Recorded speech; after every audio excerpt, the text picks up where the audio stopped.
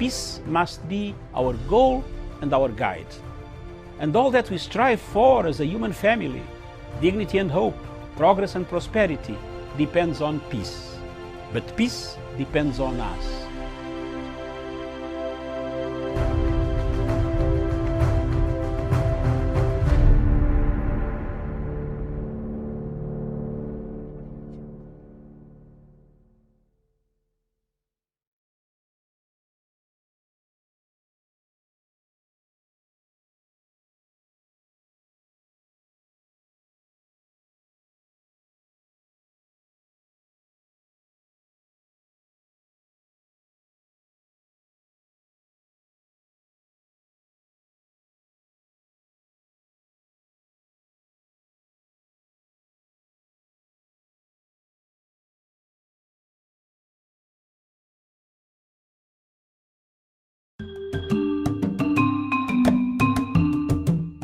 The government of Kenya is keen on the development of social economic infrastructure to support the realization of the Big Four agenda and Vision 2030. The ambitious infrastructure projects are aimed at opening up the country for business and bolster productivity, particularly in the agricultural, manufacturing and the service industry, as this would bolster employment opportunities.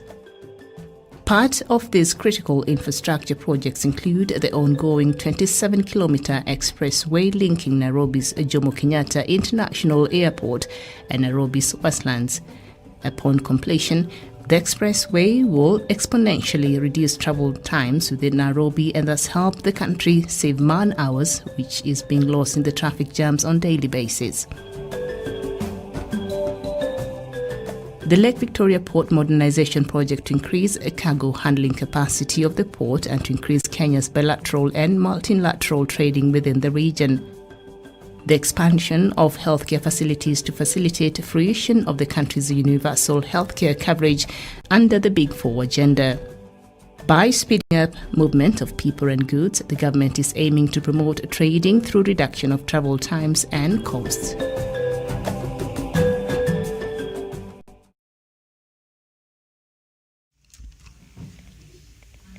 Good morning, viewers. Thank you very much. Welcome to Punchline Africa Television, broadcasting all the way from the political command center in Africa.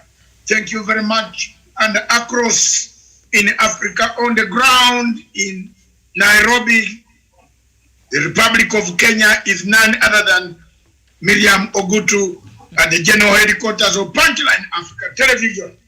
Good morning. Doctor, very good morning to you, and indeed good morning to our viewers. Thank you very much. Across in Narok, and standby is Samuel Elisana Tawish. Good morning, Tawish. If he's not there, still arranging his equipment. Across in Nanyuki is Javani Karanja. Good morning, Javani Karanja. Whoa. Thank you very much, Miriam. This morning we have a show, Matsanga's Ticking Point. My ticking point always touches issues, matters that touch politics of Africa. Yesterday we had a very great show that touches on Africa and the rest of the world, the looting in South Africa, the chaos created by the judiciary across the continent of Africa, the rotten judiciary that we have across in all countries in Africa. Today, let's shift the gears and come back to another topic, which is internal. That is the politics of Kenya. The differences between Uhuru Muigai Kenyatta and Samoei. Is this guy called Dr. David? Is it David or Dr. William Samoei Ruto? You know, Miriam, you can pronounce that name very clearly. Mine, I have a problem. He's called Dr. William Ruto, the Deputy President of the Republic of Kenya. The differences between the two. What is it that is going to happen? Kiambaa seemed to be the hotbed. The other time the CNN said Kenya was a hotbed of crisis. We had a lot of problems, but now the Kiambaa seemed to be the dividing line. The gulf between the two widens from Friday. Whichever side you want to say, whichever lie you want to say, whichever, you can even pretend that you are near President Uhuru Kenyatta. You can even say you polish his shoes every evening. The knives and daggers are drawn already. Whichever side wins, Kiambaa. What is important with Kiambaa, Miriam, is this is the same area across during the 2007-2008.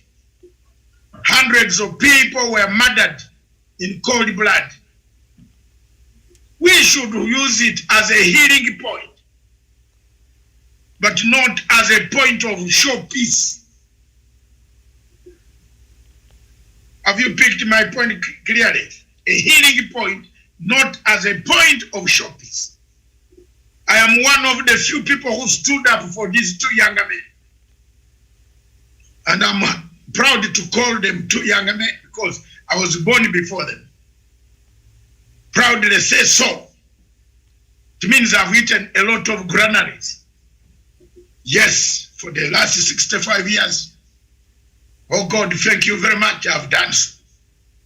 I always take my shows very calmly and bring in history, mix it with literature, because you can't defeat me on Shakespeare. What can you tell me? Most Ogundipe people cannot tell me anything because I read J.A. Bright. And I'm happy. You can go to hell, you can go to heaven, go wherever you want to go, but I read J.A. Bright, not Ogundipe. So I stood by these two gentlemen, 6 of them, indicted by NGOs, George Soros, Kegoro. Yes, they are here, they are in the judiciary again. Look at the people who are rhyming up with DP Ruto. Look at them, all of them. The thieves. The thieves who were there in 2007. The NGO thieves. You remember them? Kegoro, Harundubi. Look at them. They are masquerading again. Oh, hakuna haki yetu, oh, haki organization. This type of organization that went around collecting money, soliciting witnesses. The Moses couriers buying witnesses. You know, a man comes up and says, I bought witnesses to fix your Ruto. Is that a man worth? How do people like this live with their husbands and their wives? When you have told a lie of that nature that the man I used to bring to your house, I was buying witnesses to fix Mr. X to go to jail. Miriam, at times let's live with morality. Have nothing, die with nothing. Be called a foreigner, be called a refugee, but don't die with somebody. Anakulaumu. Don't. That's what I tell my children. Luckily enough, 8 of them, none of them will come to beg Ruto. I'm sorry. Because I never told them whom to marry. I only told them not to marry wrong characters who will ask me for rent. That is my problem. Either way, either man, I've told them, don't ask me for rent. When you have married your husband, I've put you in a school, you have got a master's degree. What do you want from David Matsanga? I must enjoy my life now. Isn't it? So Miriam, there you are. 2007, 2008, the same Kiambaa worked as a fulcrum of the main crisis that drove the international community to come for some people in Kenya. Today or tomorrow, Kiambaa is going to work as, again, people using it as a showpiece. The same name. Without remorse, you can see the message that Ruto has sent out in his social media that I'm going to show you tomorrow. A deputy president, you have already talked about it this morning, disagrees on the question of judges because these judges have actually failed to lock him up. Yes, the 6 judges have failed to lock him up. Every corruption scandal in this country is centered on Ruto. Is there anything that does not end up to his doorsteps? Show me. How many managing directors have lost their jobs? Go to DCI and dig the records. Every managing director, the house cries, the wives are crying. You lost a job, now you have come back here. You know? Rotich, when you find him, his shoes are going slowly. He's having a drink, but he's over drinking. You know? He cries, he said he didn't touch the money. Where did the money go? Of Kimiror and the Error Dam. They bought helicopters. They diverted it in Italy, bought helicopters. I'm not, at my age, I cannot lie. I tell what it is. And by the way, Miriam, I have evidence. If Ruto says I've talked a lie, I bring it out. Tunamalizana kwa hapo kotini. If he wants to go for it, what will he take from me? I'm very poor. But he went to Kampala to beg the poorest people. Have you heard the story of the deep people begging, nipatie pesa za rent ya watu wako campaign? And the thinking is impressing Museveni. You don't do anything on Matsanga in Kampala. You are lying. I've been a rebel since 1978. What will you do? You think there are no people who will tell me what you have said about me? You are my friend. Don't go out there to tell lies in Kampala about Matsanga. Matsanga has done what to you? Don't just enjoy your campaign. Don't. You are taking money to come and campaign here to cause chaos. Which president on African continent will give you money to go on a campaign to cause chaos? Oh my God. Let's come back to Kiambaa.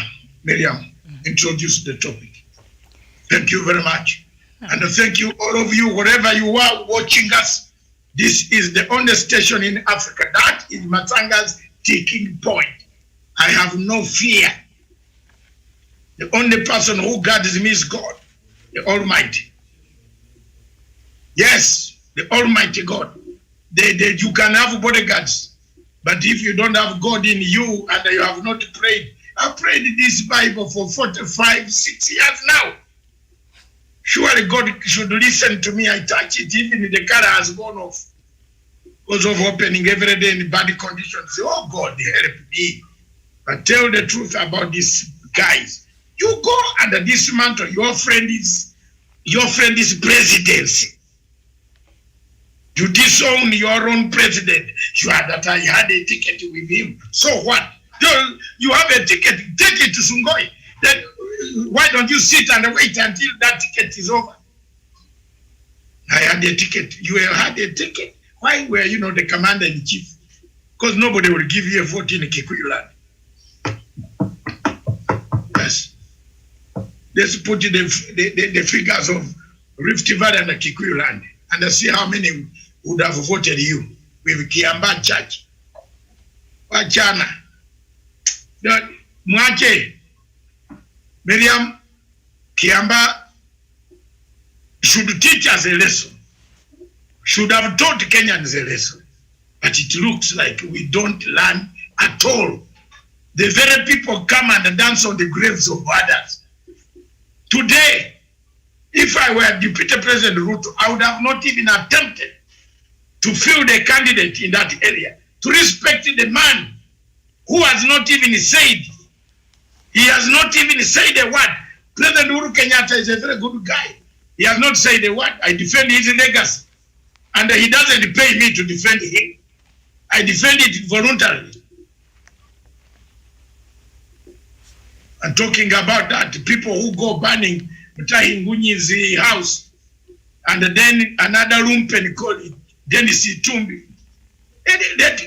Dennis Itumbi, get married quickly. so that you stop walking around the night looking for. Are you married? When are you married? The whole world is married. Wewe unatembea wafa na masuti kutembea. When I taught you how to use the forks on aircraft, KLM, when we are going to ICC, wewe mtoto wewe. Get married that you are looking for fire. How do you tell a man whose house is burning and you say exactly 5 minutes it's set? You see you get caught, Itumbi, at times in a mess. And my brother, one day you might not be able to be lucky. You have framed a lot of things about people, but you might not be lucky one day. Hiyo nakwambia wazi. You might not be lucky because someone has lost a house in Runda, and then you are telling us that you are the one who has become a fire brigade in the town. Mutai Ngunyi, sorry, my brother. For us who stand on the side of Uhuru, we are hated that way. But don't worry, time is going to come. We didn't know that they will go and beg money in the poor country. By the way, Miriam, before I go, and I hand it over to you. There are people who call me a Ugandan, but now they go to Uganda to beg money for campaign. Tawish, what do you think? So it means Uganda has more money, is it? Oh, nipatie some money for campaign. Oh, which president in Africa can disorganize another sitting president? Who? So I leave the story there. It's very interesting, you know. So let's catch up. Miriam, take us through Kiambaa, the hotbed. Tomorrow, you like it or not. How many months did I tell you, Miriam? I told you at the beginning of this year, the marriage is over. And you people kept on telling me it is still on, it's still on. Is it on now? Let's come back. Let's see where the marriage between Ruto and President Uhuru Kenyatta is still on. Take it away. All right, Doc, thank you for that. Now, Jubilee and UDA candidates made their final pitches on the last day of the campaigns in Kiambaa constituency and Maguga ward ahead of Thursday's by-elections. Kariri Jama of President Uhuru Kenyatta's Jubilee Party and John Njuguna Wanjiku of Deputy President William Ruto's United Democratic Alliance staged massive rallies for the polls in the Kiambaa parliamentary seat left vacant by the death of Paul Njoroge Koinange. The contest has been billed as a battle of titans, which could also determine the political influence of President Uhuru Kenyatta and his deputy in the Mount Kenya region. For the past few days, Ruto has openly contradicted the president on many issues, rebuked his trusted allies, and claimed Uhuru's second term has not been as efficient as his first when they worked together. So tomorrow seems to be that the lines have been drawn there, as Doctor, you have put it. Let's bring Tawish across in now. Good morning, Tawish. And unmute. Good morning to you, Dr. Matsanga and William Mugutu, and of course our great viewers who are watching us this morning right from Nairobi, Africa, and the rest of the world. Tawish, is the marriage over? Yes, indeed, Dr. Matsanga. The marriage is over, Dr. Matsanga. The die is already cast. I mean, it is as clear as white and black. Because again, Deputy President William Ruto has already declared war against his own party that sponsored him to become the President of the Republic of Kenya. He has declared war against his own party leader and boss, President Uhuru Kenyatta. He has declared war even against the people of Kiambaa and the larger Kiambaa County, where President Uhuru Kenyatta actually comes from. And therefore, in itself, Dr. Matsanga, this is going to be the final, is going to be the ultimate nail on Deputy President William Ruto's political coffin. Because again, having declared war, having declared that he's already fielded a candidate against his own Jubilee Party, in itself, Dr. Matsanga, I do not think that the Jubilee Party and the leadership of Jubilee Party should treat this as an ordinary affair. This is no longer a friendly fire. It should be dealt with as an enemy. Because again, what else or how else can we describe this particular approach of Deputy President William Ruto in as far as his relationship with his Jubilee Party and his President Uhuru Kenyatta is concerned?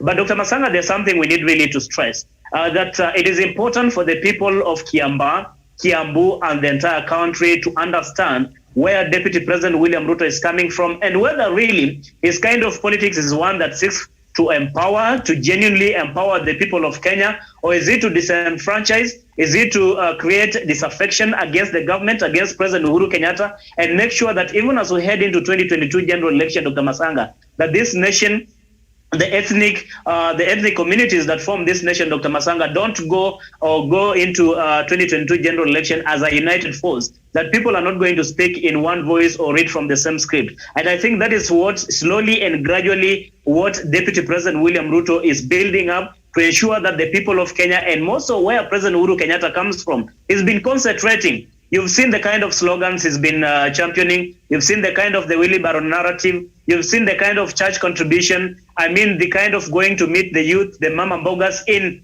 specifically in Kiambu and the larger Mount Kenya region. Once the people of Tarbo, where he comes from, the people of Sugoi, the people of Uasin Gishu, the larger Kalenjin nation continue to languish in poverty. In any case, Dr. Matsanga, these are the people who need William Ruto's intervention more than any region in this country. But it leaves me wondering why he's focused so much in Kiambu, he's focused so much in central Kenya.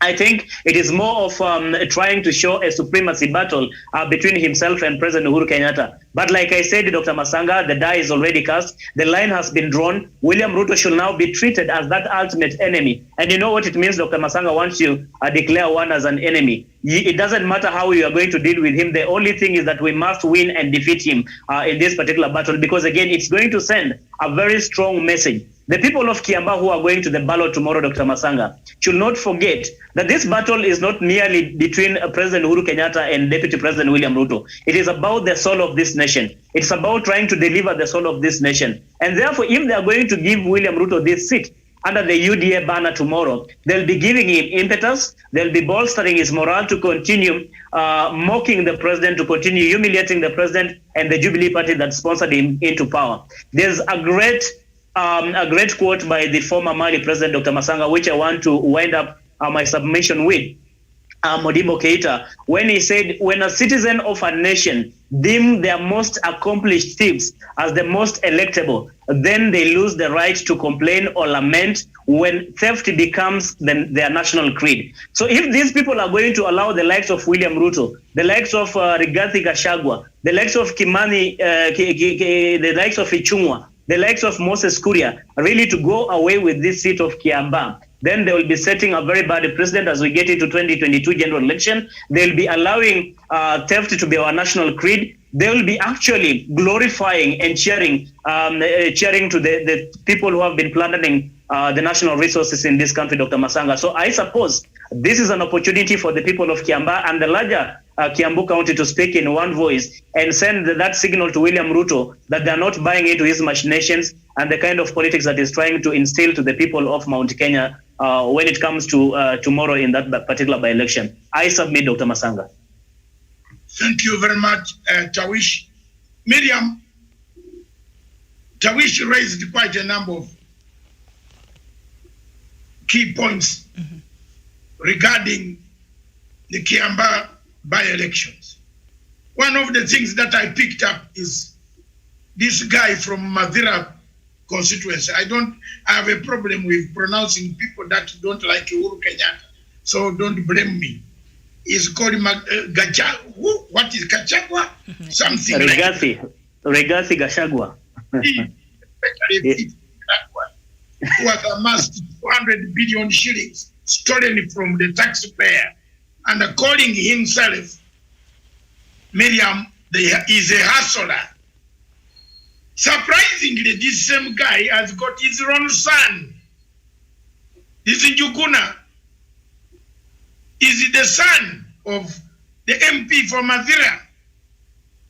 And this is the same MP who is always telling us that a dynasty is being created.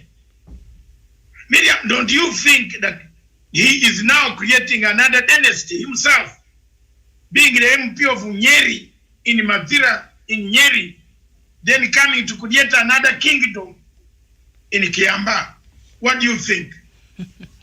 Well, obviously, if you were to go by the narrative they've been selling about dynasties and families who have had an opportunity to be in the Kenyan leadership for quite some time, then if you were to look at the narration that they've been giving, then exactly this is a dynasty here in the making. And that goes to beat the same narrative they've been trying to sell to Kenyans of the have and have-nots, dynasties versus hustlers, to mean that they just speak it, but in actual sense they don't mean. And this has been all a fad, the dynasty versus the hustler narrative. It holds no water. When you look at what President Uhuru Kenyatta has said and maintained, if you look at the elections of Kenya today, you are talking of elections in Kiambaa and other places and 2022. Tawish, Kurigira put guidelines, told you the obstacles. Do you think we have gone through these obstacles? Is Kenya really prepared for an election in 2022? Let's be honest, is it prepared? Or we are just preparing a death trap for more violence to occur in 2022. We are seeing a by-election looking the way is that a do or die. What about the real election? Without a change of guidelines, without looking at the obstacles that Kurigira told us. Kurigira told us, any constitutional lawyer who knows the patterns of elections, the voting patterns, don't you think we are just digging another path towards violence in 2022? Please, any of you. Thank you so much, Dr. Matsanga. Let me use the phrase that you usually refer to or use on many occasions, the pitfalls of insanity. And I think, Dr. Matsanga, that is the word. As we head into 2022 general election, looking onto the preparedness that Kenya is today, I will authoritatively, Dr. Matsanga, say that Kenya is not prepared to have that election in August, at least not in 2022. Why am I saying so, Dr. Matsanga? If you are to go by the curricular report recommendation, one, it was that we are supposed to have a fully constituted electoral commission in place 2 years before an election. We are barely 12 months to 2022 general election, assuming we'll be conducting that election in August next year. And as we speak today, Dr. Matsanga, we've not even finished.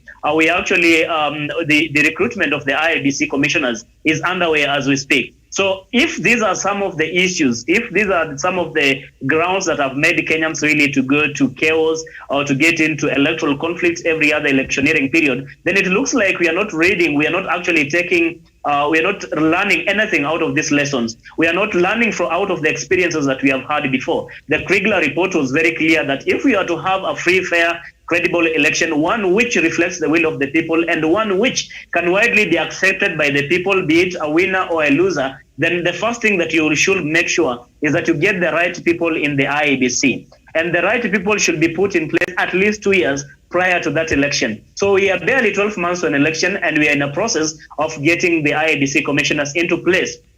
There's not going to be that synergy in terms of working together between the commissioners who are in place today and even those who are going to come in after this recruitment process. It is not that just a matter of patching up and making sure we fill these positions, but we must get people that are beyond reproach, people who have credibility, people who cannot be manipulated, people who are not like the current IEBC chair, Wafula Chebukati, people who are not even very sure whether they can guarantee a free, fair, and credible election, Dr. Matsanga. There's another aspect I wanted to mention, Dr. Matsanga. We are sitting pretty as a nation and looking onto the kind of animosity that is brewing amongst presidential candidates and also amongst all other contenders in various other elective positions are concerned. And the same is trickling down even to their very own supporters. If you have a candidate in the name of Deputy President William Ruto, who wants to become the president come 2022, and he goes into a rally, especially in this Kiambaa by-election, tells the supporters that we can only lose this election if it's going to be rigged. What kind of mentality are you planting in the minds of the supporters, if at all there are any? Because again, once they lose tomorrow in this by-election, they will only but believe they lost the election because they were rigged out. So you're likely going to have people who are support the UDA candidates coming out and disputing the outcome of this election, and possibly even going out there and begin protesting and demonstrating and causing a lot of chaos, Dr. Matsanga. So these are the things that we need our relevant organs, especially the security apparatus, to move in swiftly and make sure the kind of hate speech, the kind of political intolerance that is being brewed, especially by the UDA allied politicians, is actually stopped the earliest opportunity, the earliest opportunity possible, Dr. Matsanga, because if left unchecked, then we'll have ourselves to blame if this country actually goes to the dogs come 2022, Dr. Matsanga. This is the time to stop the kind of shenaniganism, the kind of political intolerance, the kind of machinations that we are seeing, and the kind of negative narratives that are being peddled by none other than William Ruto and his Tanga allied lawmakers, Dr. Matsanga, even as we head into the by-election tomorrow and the 2022 general election, Dr. Matsanga. I submit. Thank you very much, Tawish. Thank you very much, Miriam. Let's have a music interlude right from Punchline Africa, the command center. Music interlude of an African music. Thank you.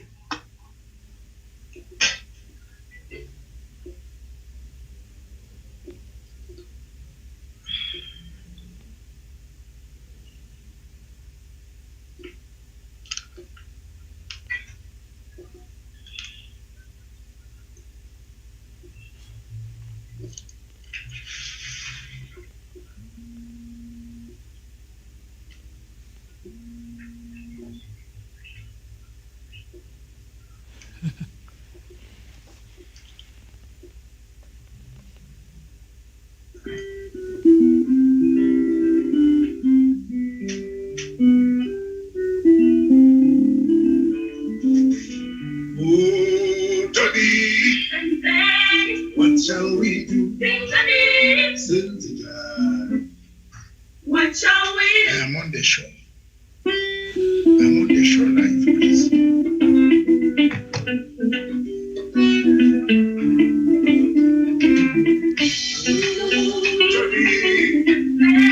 What shall we do? What shall we do? Oh, what shall we do? What shall we do? What shall we do? What shall we do? China mwende sei kurera rufumu mawoko.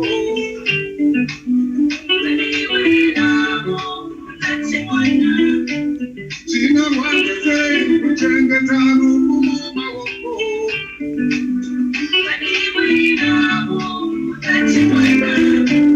Bazababa zababure masina rarabo.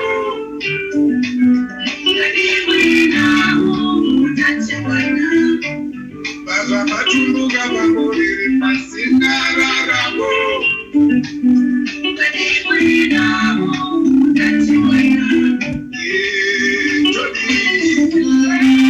What shall we do?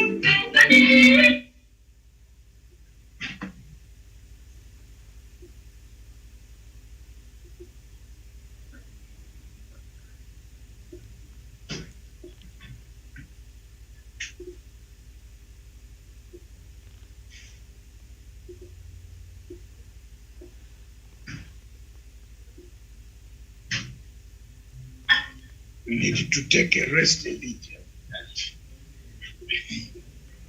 We don't take a rest. All right, Doctor, the music seems to have been interfered with. Hello? All right, we were looking at is Kiambaa the final straw in President Uhuru Kenyatta and DP Ruto's political unity. Tawish, as we wait for Doc to rejoin us, this Kiambaa by-election, what do you think? Is it just about UDA or Jubilee Party winning? What are the stakes here?